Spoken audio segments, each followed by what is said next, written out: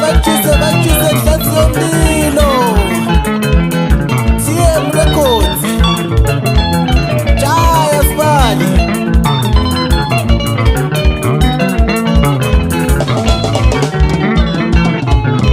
Masukulubani mina sengikhulile, sengikokobele ngihamba ngoDondolo. Ukubuka lokhu okwafikayo sekwazitholela indawo kimi sengikhumbula kudala ngisakhula.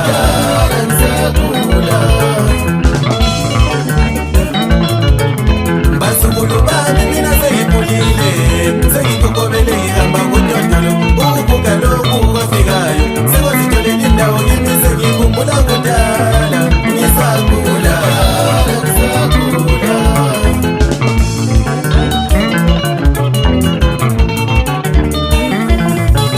Masukulubani mina sengikhulile, sengikokobele ngihamba ngoDondolo. Ukubuka lokhu okwafikayo sekwazitholela indawo kimi sengikhumbula kudala ngisakhula.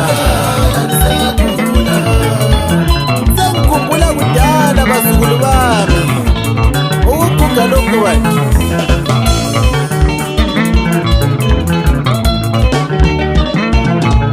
Sengikhulileka ngisenamandla, sengifana lesihlahla esikhulu. Sesakhula sasizawumena zingatsha, zawumena zimpande. Asisakeli lokuthela okuncane sibe lomthunzi.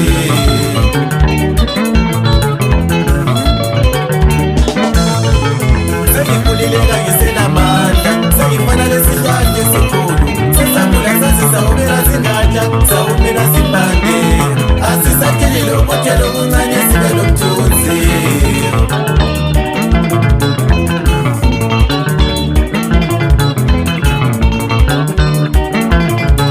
Sengikhulileka ngisenamandla, sengifana lesihlahla esikhulu. Sesakhula sasizawumena zingatsha, zawumena zimpande. Asisakeli lokuthela okuncane sibe lomthunzi. Yebo Sangwabi, umtshela Jaya Sibali, womoyo.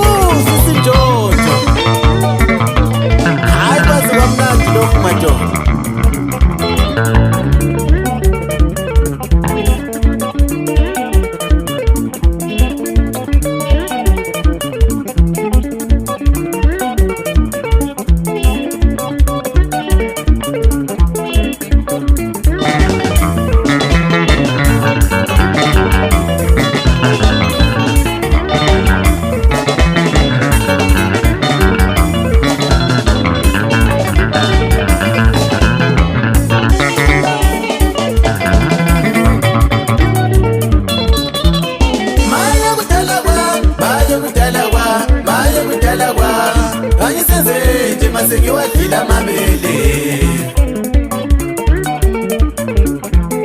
Maya kudala kwami, maya kudala kwami, maya kudala kwami. Angisenze nje masengiwadlila amabele.